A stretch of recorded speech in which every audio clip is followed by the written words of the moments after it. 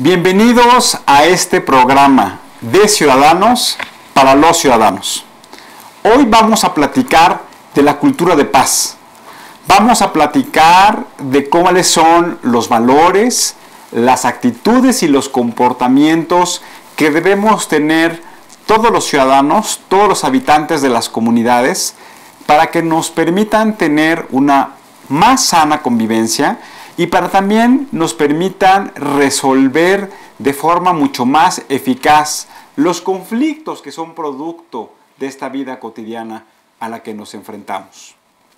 La cultura de paz es un fenómeno que se ha venido construyendo en los últimos años, fundamentalmente en las sociedades en donde ha habido conflictos bélicos, en donde ha habido guerras civiles, y es una herramienta que permite darles elementos prácticos a las personas, primero para poder identificar cuáles son las causas del problema o las causas del conflicto a las que están enfrentadas. Segundo, proveer técnicas y herramientas adecuadas para poder escuchar al otro, para que las partes que están en conflicto, para que los actores que se están disputando o que están confrontando, puedan escuchar las razones del otro y a partir de entender las razones del otro, poder construir sus propios argumentos. Y la tercera, que también me parece que es muy importante, imaginar y recrear cuáles son las alternativas de solución que tienen estos grupos de personas para resolver sus problemas a partir de entender cada quien cuáles son las cosas que les afectan y los puntos de vista en donde están encontrados. Es por ello que en el día de hoy vamos a entrevistar a una organización de la sociedad civil, Observa, que ha venido trabajando con niños, con jóvenes y con adultos para tratar de enseñarles cuáles son estas herramientas que les permitan resolver sus conflictos, pero también tratar de imbuir y sobre todo enaltecer cuáles son los valores ciudadanos que permiten que una cultura de paz sea parte de la vida cotidiana de las personas. El trabajo en equipo, la solidaridad, la capacidad de entendimiento, la capacidad de escuchar, la capacidad de identificar soluciones distintas. Son parte de esos hábitos de vida cotidiana que se deben fomentar en las sociedades. Es por ello que hemos visto en los últimos meses, en las primeras semanas de este año, en donde grupos se han movilizado, ha habido un malestar social que ha sido reflejado en todo tipo de manifestaciones, no solamente en nuestro país, sino también en otras regiones del mundo. Creo que lo importante es que tratemos de identificar cuáles son las diferencias que existen en algunos movimientos dentro de nuestro país versus otros países, pero también, por ejemplo, las manifestaciones que hemos visto con respecto a la protesta de lo que se haya llamado como el gasolinazo, en donde si analizáramos técnicamente cuáles son las razones de finanzas públicas para el incremento en la gasolina, podríamos tener elementos distintos para cambiar tal vez cuál es nuestra visión de esa decisión gubernamental.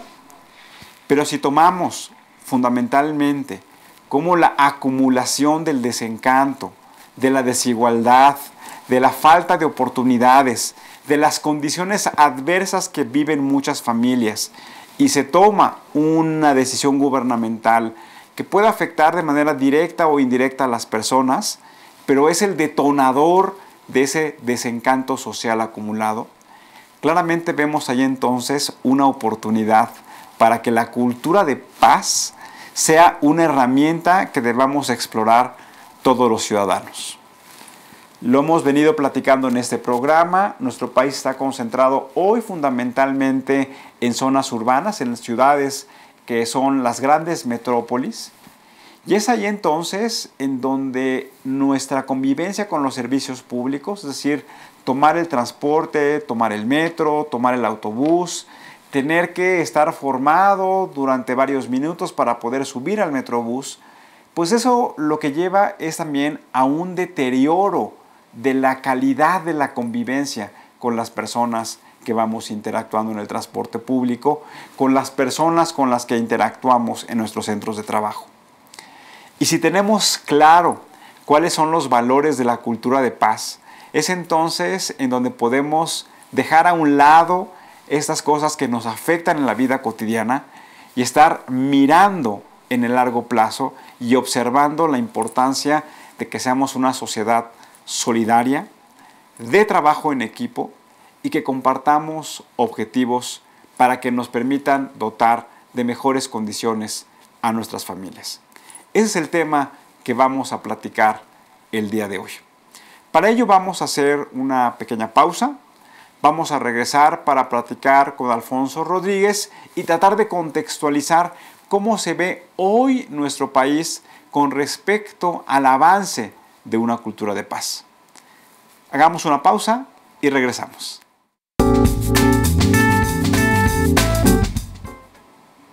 Estamos hablando de la cultura de paz en México. Y como todos los programas, hoy nos acompaña Alfonso Rodríguez, con quien vamos a conversar de cuál es el estado de situación de la cultura de paz en nuestro país a través de interpretar una serie de información estadística que diversas organizaciones de la sociedad civil han venido trabajando y han venido construyendo. Alfonso, ¿cómo estás? Muy bien, saludarte. ¿Qué tal? ¿Cómo estás tú? Pues un poco reflexionábamos, Alfonso, este fin de semana hubo muchas manifestaciones en las principales ciudades de Estados Unidos, hubo manifestaciones en muchas partes del mundo ante la llegada del nuevo presidente de los Estados Unidos, en donde fue unas manifestaciones que le llamaban las manifestaciones de las mujeres. Y observábamos que el principal reclamo es que los derechos sociales que han acumulado no solamente las mujeres, sino los hombres, los niños, los adultos, sean respetados. Y entonces, cuando hablamos de cultura de paz, pues hablamos claramente de los derechos del hombre, de los derechos fundamentales que se han venido construyendo a lo largo de la historia. Y para iniciar esta conversación me gustaría preguntándote, para ti, ¿cuáles consideras que son los derechos sociales básicos que permiten la sana convivencia en una sociedad?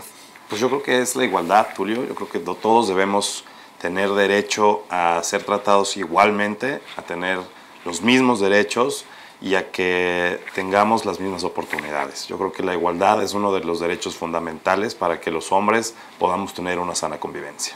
Y me parece que también tal vez el respeto, Alfonso, ¿no? Totalmente. Podría sonar trillado, respeto, cuando tus papás te dicen, oye, respeta a tus hermanos o respeta a tus mayores. Pues claramente también es una actitud de identificarse con el otro, pero también de tolerar, de escuchar, de retroalimentarse y enriquecerse con las opiniones de las otras personas.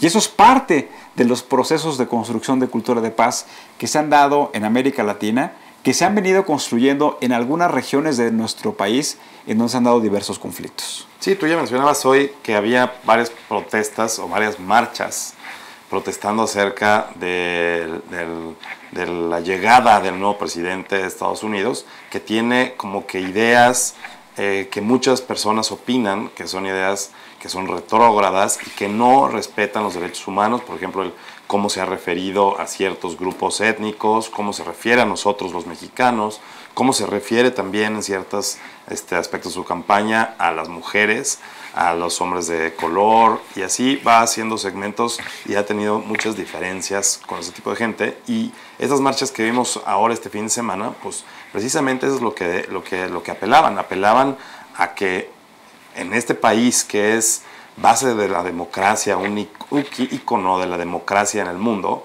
pues que se siguieran respetando esos derechos y esa desigualdad o esa heterogeneidad de la sociedad, porque eso es lo que le da riqueza a la sociedad, porque si en realidad todos pensáramos igual y todos quisiéramos las mismas cosas, pues el mundo no tendría oportunidad de avanzar. Y se me hace a mí que en ese sentido, el tema de que seamos tratados iguales, pero que eso lo que hace sentido es que tenemos todos diferentes formas de pensar y de actuar, que eso es lo que le da riqueza a nuestra sociedad.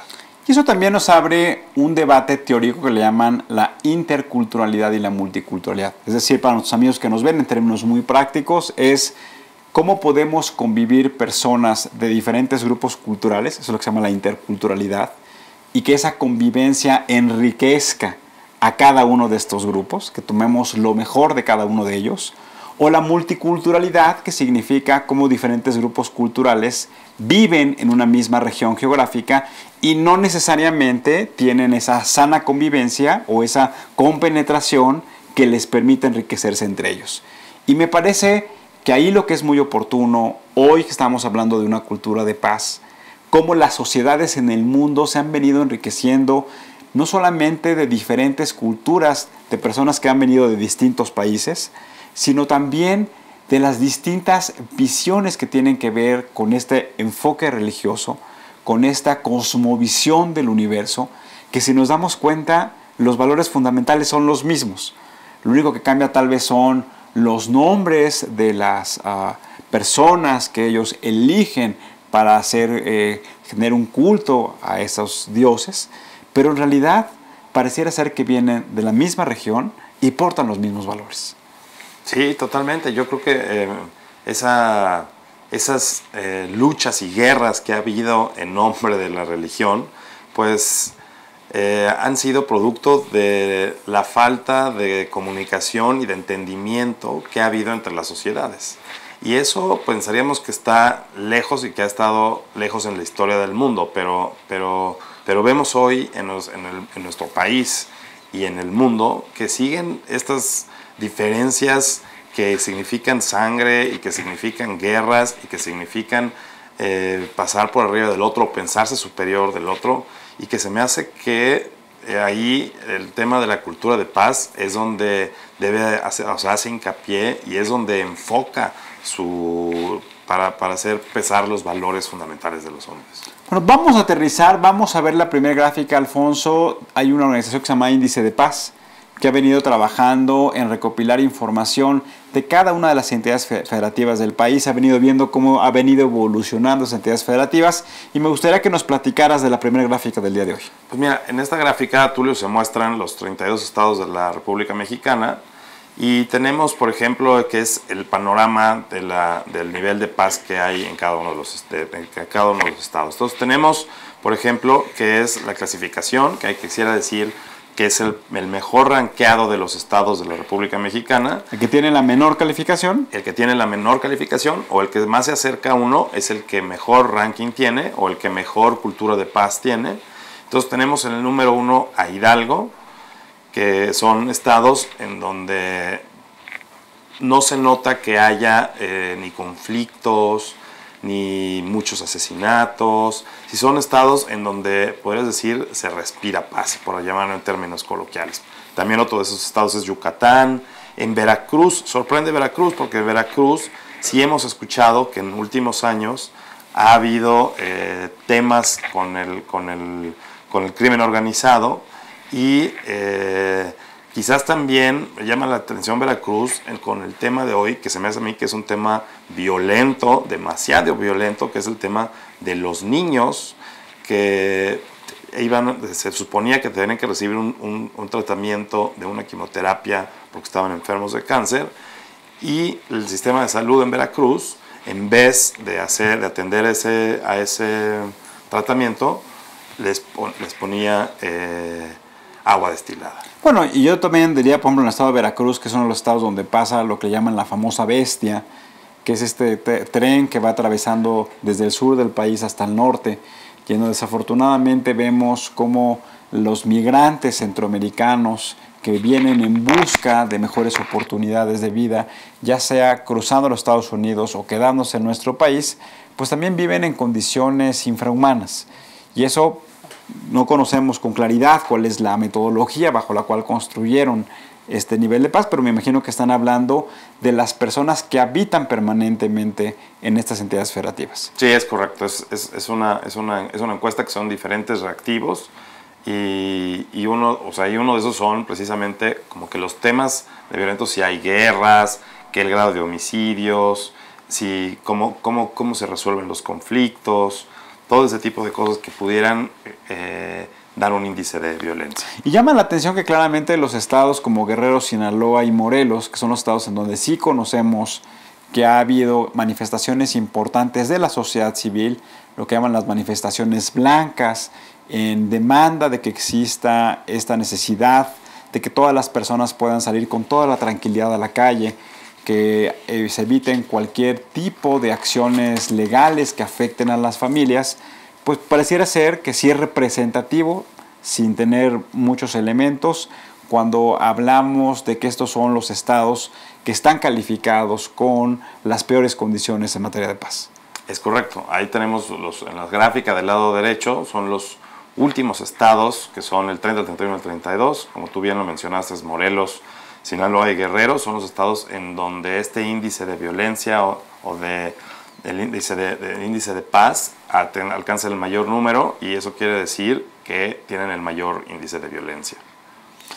Vamos a ver una siguiente gráfica. Nos parece que es muy importante para seguir entendiendo el concepto de cultura de paz, que en términos prácticos, cultura de paz, pues que es claramente, hablamos de la paz, ¿no? De la paz interna, pero también de la paz social, hablamos de la paz, de la convivencia entre los grupos. Y en esta gráfica me parece que lo que se busca hacer a través de un ejercicio académico es tratar de identificar cuál es el impacto económico favorable o desfavorable que tiene el uso de la violencia en contra de una cultura de paz. ¿Qué nos puedes platicar, Alfonso? Correcto, y aquí Tulio lo que señala es, por ejemplo, que en el tema de los homicidios es el tema de violencia más oneroso, por así decirlo, y representa pues, alrededor de 18,000 millones de pesos al año. Y por el otro lado, por ejemplo, si evitáramos todos estos, por ejemplo, el robo, el miedo, el asalto, la extorsión, la violación y el secuestro, pues podríamos tener per cápita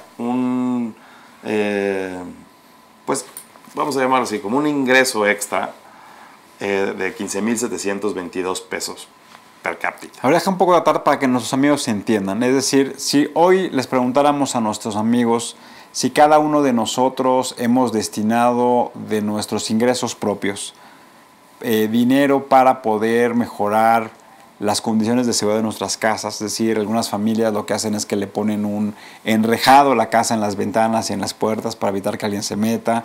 Otras familias lo que buscan es tratar de utilizar diferentes mecanismos de transporte y tal vez transporte más caro para que en altas horas de la noche, cuando estas personas salen de trabajar, no se expongan a algún tipo de violación o algún maltrato.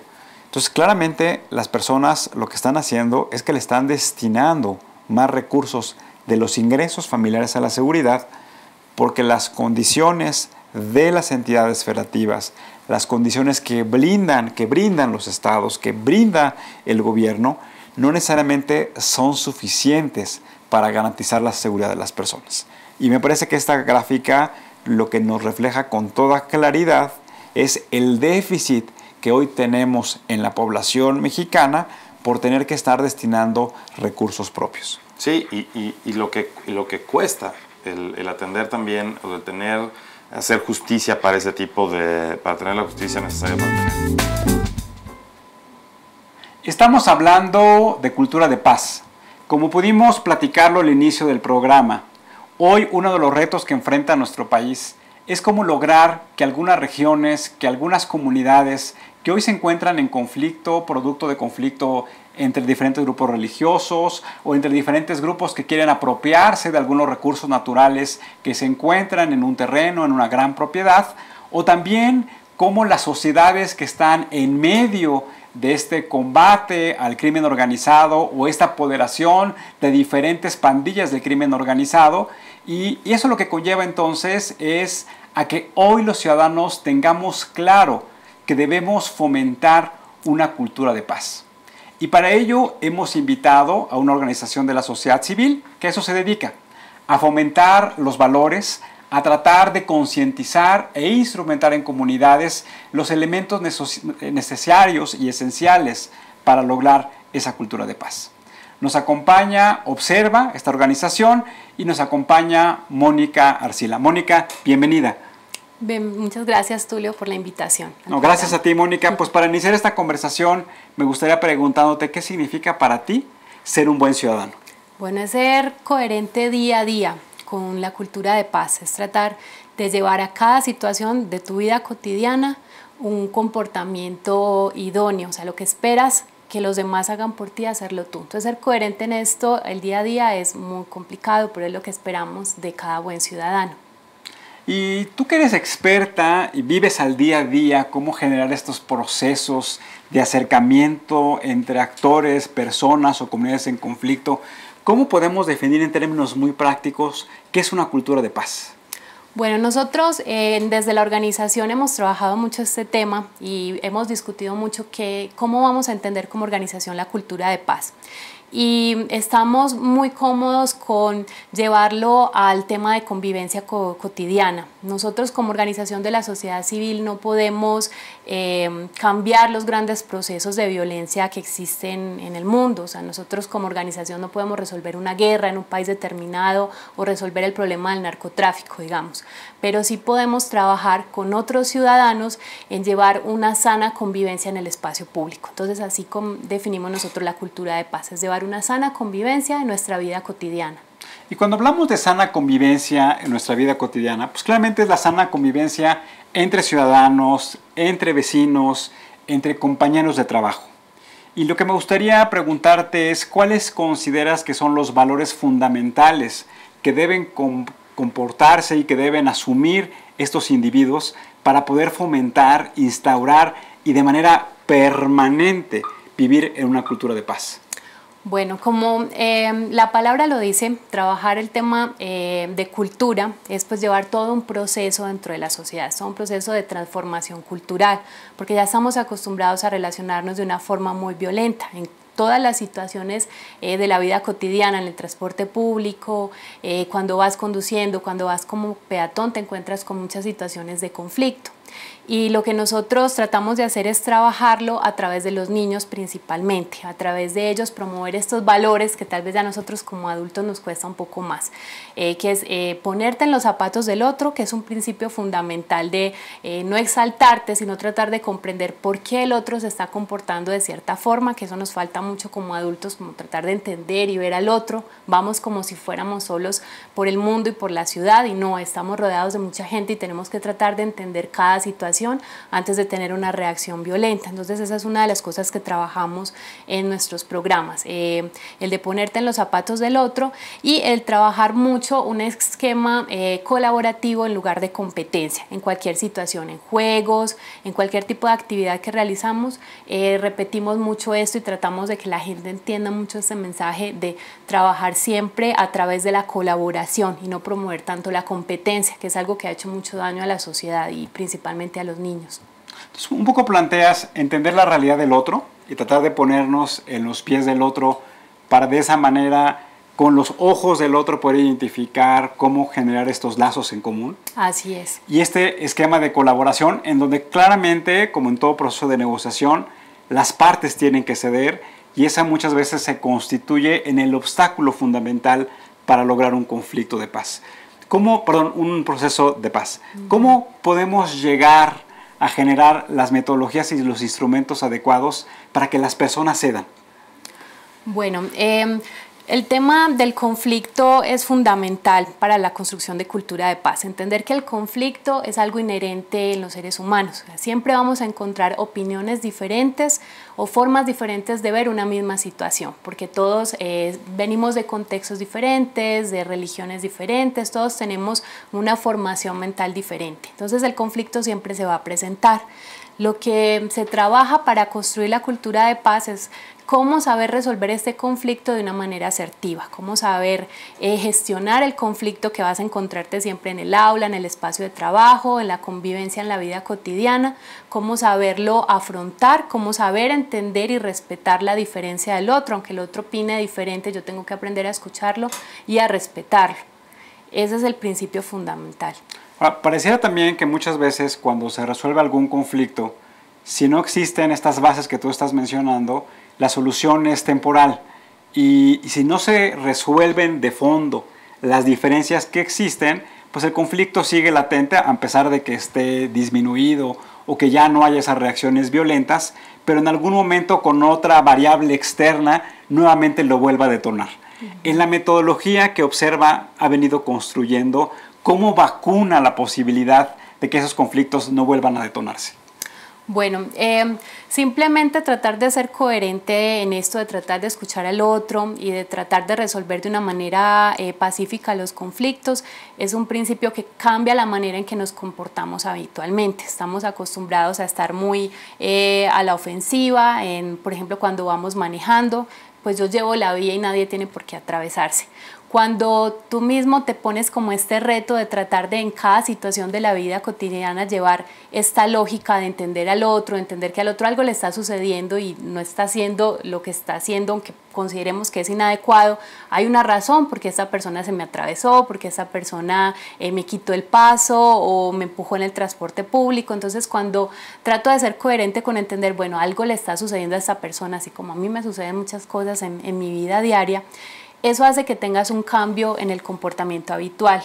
Y como todo cambio cultural requiere de mucho tiempo de trabajarlo y requiere del compromiso de cada uno de nosotros, porque si solo una persona piensa con esta lógica, pues esa persona, digamos, va a ser atacada por todos los otros que no están en esta lógica, pero si todos pensamos de esta manera, pues se convierte ya en un proceso cultural. Entonces, por eso hablar de procesos culturales es hablar primero de educación, que por eso se habla de educación para la paz, que es algo diferente. Una cosa es la construcción de cultura de paz y otra es la educación para la paz. Entonces empezamos por el principio de educar para la paz, en el que se trabajan estos valores y estas metodologías, digamos, de comportamiento en la vida cotidiana.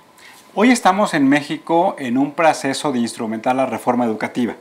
Incluso hace unos meses se presentó ya de manera muy práctica cuáles son los elementos curriculares que se van a llevar a cabo en las aulas para transformar la manera y la visión, no solamente desde el punto de vista de método, sino desde el punto de vista del desarrollo que quiere lograr nuestro país.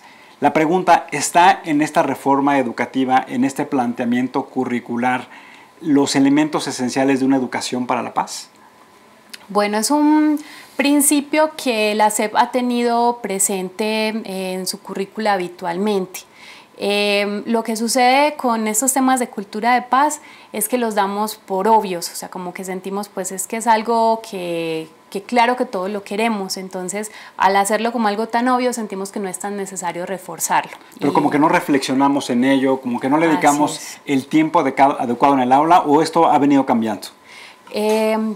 Ha venido cambiando. Yo creo que la gente cada vez es más consciente de la necesidad de trabajar, de retomar el tema de los valores, de retomar todo el tema de la urbanidad, de la convivencia. Es algo que todos sentimos como ciudadanos que es necesario trabajar y hay muy buena apertura por parte de los maestros, de los estudiantes, de las mismas autoridades educativas en llevar estos contenidos a las aulas. Entonces, digamos que es algo que como sociedad todos sentimos que necesitamos y se está tomando con mucha apertura. Solo que es un proceso pues largo que se toma bastante tiempo para lograr una transformación cultural, que es lo que busca este tema. Hace unos meses se dio un referéndum en Colombia, en donde, como sabemos, es una sociedad que ha vivido amenazada durante muchísimos años y en donde siempre un reclamo importante de la sociedad es tener paz a lo largo del territorio colombiano. Y se da este referéndum y todos nos sorprendemos porque el resultado es que el proceso de negociación que se estaba planteando en él gana el resultado del no. Yo tuve la oportunidad de platicar con algunos amigos colombianos que están insertos en el trabajo con la sociedad y lo que decían es que no necesariamente el no reflejaba el rechazo a una cultura de paz, sino tal vez al proceso en cómo se estaba construyendo. ¿Qué opinión tienes tú al respecto?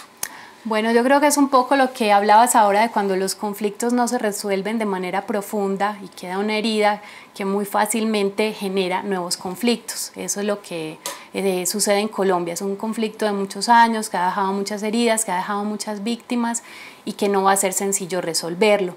El referéndum pues propone, todo el proceso de paz propone unas metodologías, unas estrategias, unos cambios en el país para llegar al tema de la paz.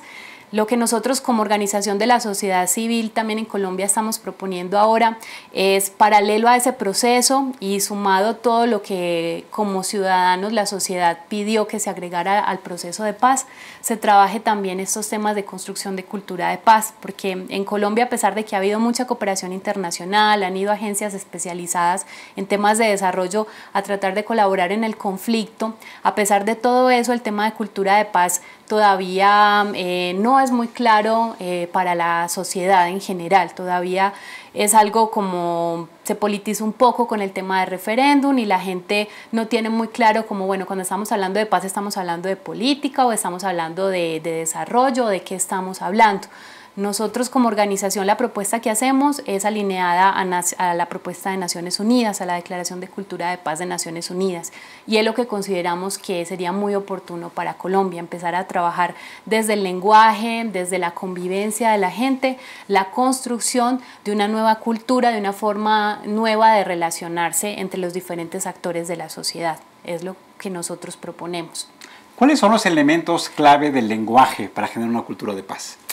Bueno, pues es muy increíble que manejamos un lenguaje muy bélico en Latinoamérica. Me sucedió que estuve haciendo un curso en España y nos decían ellos mismos que se sorprendían mucho del lenguaje que nosotros utilizábamos. Y bueno, como dicen muchos lingüistas, pues el lenguaje crea, el lenguaje hace que generemos la forma en que nos relacionamos. Entonces, empezar desde eso, ¿no? De tratar de cambiar la forma en que lingüísticamente estamos pensando los latinoamericanos, que ha sido muy marcada pues, por la publicidad, por los medios de comunicación. Entonces, tenemos que empezar a construir unos nuevos procesos lingüísticos que nos permitan crear una realidad diferente a la que estamos viviendo actualmente. Eso me parece que es muy relevante porque, como dices tú, lo damos por un hecho y siempre cuando hablamos de la intolerancia, cuando hablamos de la discriminación, pues claramente está reflejado en la manera en cómo comportamos, pero también en cómo nos expresamos. Quisiera hacerte otra pregunta. Los primeros días de enero del 2017 en México, desafortunadamente vimos un reflejo del descontento social que se tradujo en algunos saqueos de tiendas grandes, de autoservicio, de tiendas pequeñas, y que pareciera ser entonces que sería muy rupestre decir que únicamente fue por un efecto de violencia o por el efecto de estar en contra de una decisión gubernamental. Si nos parece, desde mi punto de vista particular, que tiene que ver con un fenómeno cultural mucho más amplio, que tiene que ver con una acumulación de desigualdades y con una acumulación de descontentos. Ustedes como observa, si se volteara hoy el gobierno federal y les pidiera su diagnóstico y qué acciones podrían hacer para poder mitigar ese descontento social que se vio reflejado en estos saqueos, ¿qué propondría? Bueno, yo creo que independiente del proceso que mencionas, yo creo que al gobierno federal nosotros podríamos proponerle hacer mucho énfasis en el tema de educación para la paz, que decías pues que es algo que sí se estaba contemplando ¿no? en las reformas educativas que se estaban realizando. Y sí se ha hablado mucho de introducir una cátedra de cultura de paz dentro de la currícula de la SEP, pero no es algo que se haya hecho aún pues en la práctica. Entonces nosotros consideramos que trabajar la educación para la paz es algo que puede ayudarnos mucho como sociedad. La educación para la paz no por sí sola, también todos los temas de desarrollo económico están íntimamente ligados con la paz, como tú bien lo mencionas, pues hablar de condiciones de paz en un contexto de desigualdad pues es muy utópico. Entonces, ligado a estas cátedras de educación para la paz, debe darse también a los niños todo un proceso de empoderamiento, de desarrollo de su autoestima y de desarrollo de habilidades para el emprendimiento y desarrollo de capacidades que les permitan a ellos ser actores de cambio en su propio entorno, lo que puede traducirse, digamos, en educación financiera y en educación para generación de emprendimientos sociales o financieros. Mónica, has respondido 2 veces y has enfatizado mucho en los niños. La pregunta y en tu experiencia es, ¿por qué no en los jóvenes? ¿Por qué no en los adultos? ¿Por qué no en los adultos mayores? Mira, nosotros como organización trabajamos con todo tipo de población. Tenemos programas para niños, para jóvenes y para adultos, pero consideramos que un verdadero cambio o una verdadera construcción de cultura de paz es algo que se toma a varias generaciones y que se ha visto muy bien pues, en el proceso colombiano y que aquí en México también es algo como muy tangible. Entonces, hablar de un cambio cultural dentro de nuestra misma generación es algo muy complejo. Podemos garantizarlo trabajando de una manera sistemática y eficiente con los niños. Por eso nosotros hacemos mucho énfasis en el trabajo con los niños. Consideramos que son ellos quienes pueden desarrollar un verdadero cambio cultural en la sociedad para las siguientes generaciones. Que eso no exime que también trabajen con los adultos. O sea, claramente ustedes han dicho, concentremos nuestros recursos en un esquema de alto impacto que puede ser los niños, pero también los jóvenes, los adultos y los adultos mayores son segmentos de la población que son parte de esa transformación cultural de la sociedad. Sí, claro que sí. Es atenuante tener que trabajar ahora con los adultos. Por ejemplo, te he mencionado mucho el tema de la convivencia en el espacio público. Es algo en lo que los adultos debemos trabajar mucho y que yo he visto que hay campañas muy efectivas que se han aplicado en otras ciudades del mundo que hablan campañas pues, ciudadanas, de cambios ciudadanos, que logran impactos importantes en cuestión de 1 o 2 años. Entonces, claro que se pueden llegar a cambios importantes en esta materia, por ejemplo, en la de la convivencia en el espacio público, a través de campañas ciudadanas que sean repetitivas y que logren pues, calar dentro de la mente de la gente y que logren hacer cambios en la forma en que nos relacionamos en ciertos espacios. Hay también varios mitos dentro de la sociedad. Muchas veces se dice que los grupos más vulnerables, los grupos que están en mayores condiciones de marginalidad y pobreza, son los grupos que son más proclives al conflicto. Pero, y corrígeme, la experiencia nos dice que no necesariamente. También los diferentes grupos de la sociedad, grupos que viven en zonas urbanas, grupos que tienen satisfechas sus necesidades primarias y secundarias en términos materiales, grupos que tienen altos niveles de educación, es decir, que no solamente han pasado por la educación básica, sino tienen licenciaturas, incluso hasta posgrados, también son parte de los grupos en conflicto. ¿Es correcto lo que estoy mencionando? ¿Sí hay o existe una distinción en que los grupos más vulnerables son los más proclives al conflicto o no necesariamente? No necesariamente. De acuerdo a muchos estudios que se han realizado, no hay una relación directa entre el nivel socioeconómico y los niveles de conflictividad de las personas. Y eso se puede ver muy bien, por ejemplo, en la violencia intrafamiliar, que es una de las violencias que está en todos los niveles socioeconómicos. Y también, por ejemplo, hay un tipo de violencia que se vive en el ámbito laboral que llaman por los especialistas moving, y este tipo de violencias pues que se dan en estos contextos de personas que trabajan en oficinas, que trabajan en un ambiente, digamos, en un nivel socioeconómico muy bueno, pues son empleados de buen nivel, pero que viven también situaciones de violencia dentro de su trabajo. Entonces, estas diferentes violencias no tienen nada que ver con el nivel socioeconómico. ¿Nos podrías platicar de la intervención de Observa en algún caso en específico que ha sido exitoso, como un ejemplo de éxito que nuestros amigos quieran escuchar? Muy bien, pues uno de los proyectos más grandes y retadores que hemos tenido en los últimos años es un programa que estamos desarrollando en alianza con una organización internacional que se llama Aflatun. Aflatun es una organización que se dedica a desarrollar contenidos para que sean trabajados por organizaciones locales. El tema que ellos trabajan es la educación social y financiera, que te mencionaba anteriormente. Y ellos buscan que a través de este tipo de desarrollo de habilidades, las comunidades donde se interviene logren alcanzar pues una sana convivencia o cultura de paz, digamos, dentro de estas comunidades. Desarrollamos este programa en varios internados en la Ciudad de México y en escuelas públicas también de la Ciudad de México y del puerto de Veracruz, con muy buenos resultados. Nos encontramos con cosas muy increíbles, como por ejemplo cuando trabajábamos la sección de ahorro con los niños, nos dábamos cuenta que aunque son niños que se encuentran viviendo en casas hogar y que solo ven a sus familias durante un día el fin de semana, digamos, y tienen contacto pues solo con tíos o abuelos, tal vez no viven directamente con sus padres, pero aún así los niños tienen una gran capacidad de ahorro. Ellos reciben mucho dinero, que parezca pues algo muy increíble. Son niños de escasos recursos que viven algunos en condiciones de abandono y aún así tienen ellos mucho acceso a dinero que les dan pues como los familiares, compensando de alguna forma ciertas situaciones. Entonces los niños pueden lograr altos niveles de ahorro y pueden lograr desarrollar proyectos dentro de este programa, emprendimientos que ellos hacen para mejorar sus comunidades. Entonces nos encontramos con que en estas casas hogar los niños desarrollaron emprendimientos muy interesantes que mejoraron situaciones que ellos sentían que podían cambiar dentro de su comunidad educativa, e inclusive pudieron adquirir pues ciertos materiales o equipos que sentían que tenían necesidad para alguna circunstancia que necesitaran dentro de la casa hogar.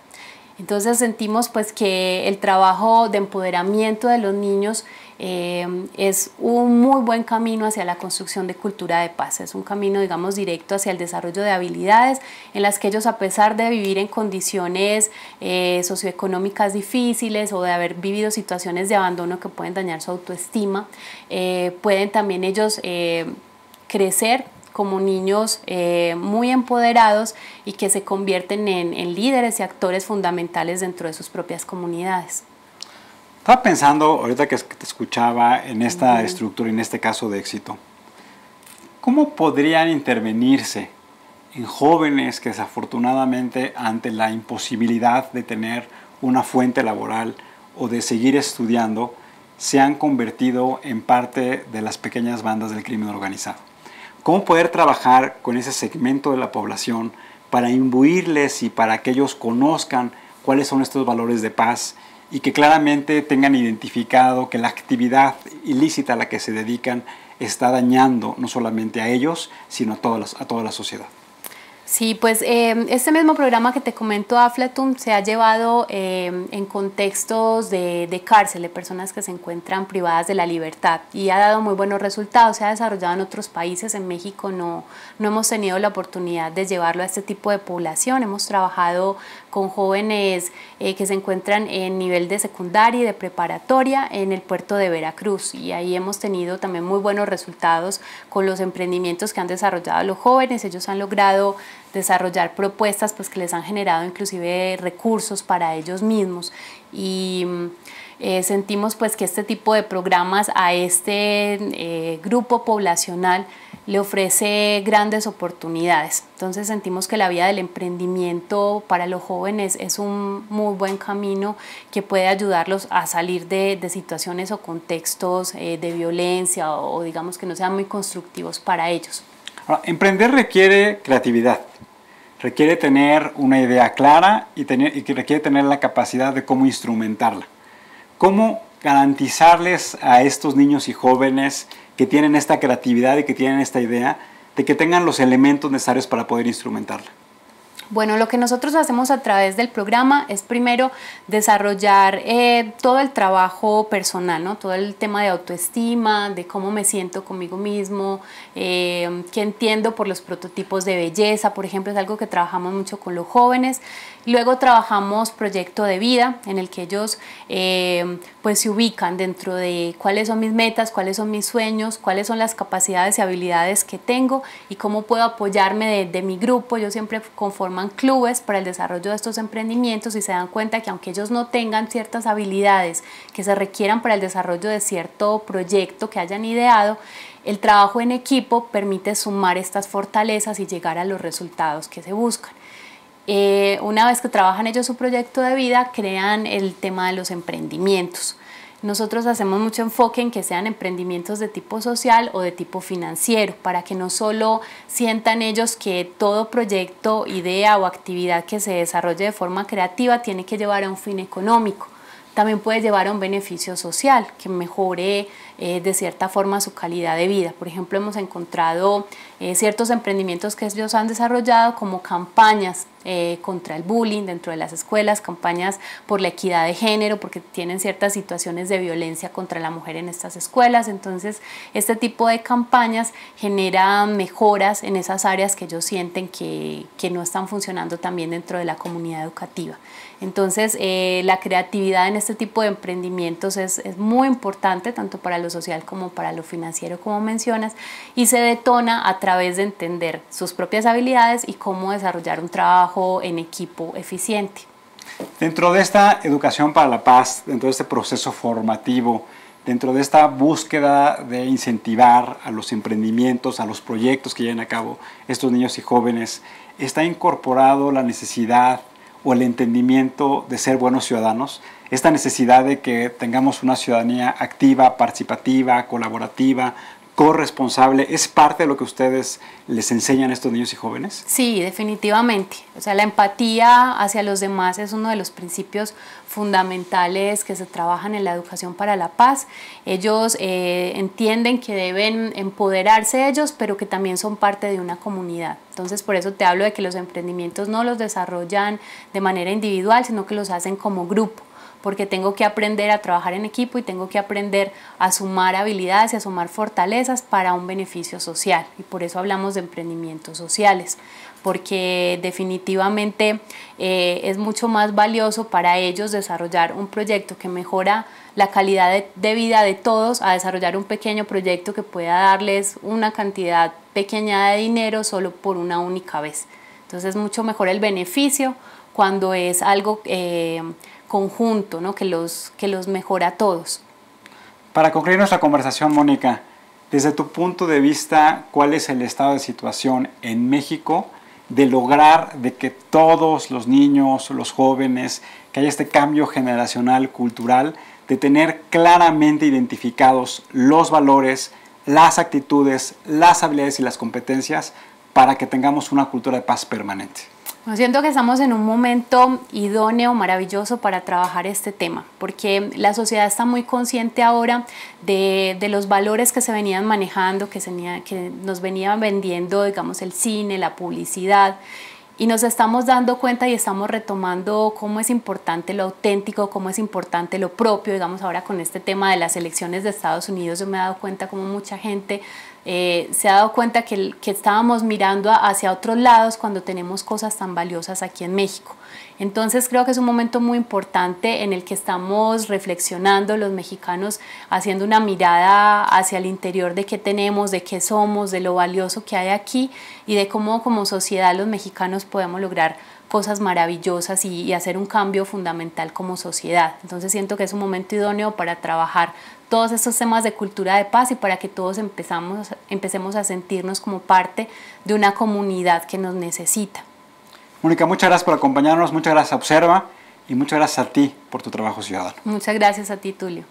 Amigos, nos quedamos con esta idea de la importancia de que los padres de familia, que las escuelas, que los dueños de empresas, que los jefes de diferentes comunidades de trabajo tengan claro la importancia que tiene de que los valores de trabajo en equipo, la solidaridad, el entender al otro, el de tener la capacidad de tratar de identificar cuáles son las condiciones de la realidad que están viviendo las otras personas, sean elementos que nos permitan a todos tener claridad de evitar cualquier conflicto. Y que de esta manera, si no tenemos conflictos entre los grupos sociales, entre nuestra vida cotidiana, en nosotros mismos, no solamente podemos ser mucho más productivos en términos económicos, sino podemos crecer culturalmente como sociedad y de esta manera poder aminorar y enfrentar drásticamente las condiciones de desigualdad que vive nuestro país. Gracias por acompañarnos el día de hoy. Recuerden, ante todo, seamos buenos ciudadanos. Nos vemos en la próxima.